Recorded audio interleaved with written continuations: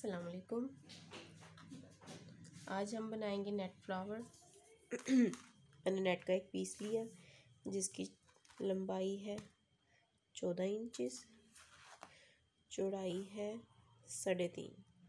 3.5 simple net का piece है। इसको मैंने मशीन से पहले से ही प्लीट्स डाल लिए हैं, तकरीबन 1 इंच का प्लीट। अब हम इसका फ्लावर बनाएंगे।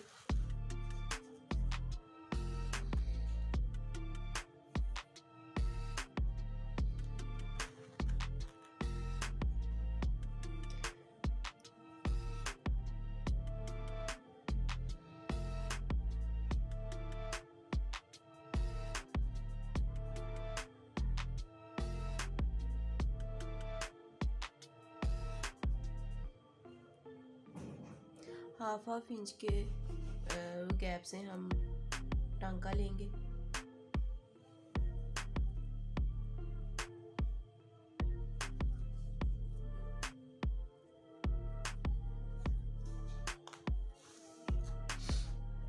ये जो अनबैलेंस और एक्स्ट्रा है इसे हम काट लेते हैं।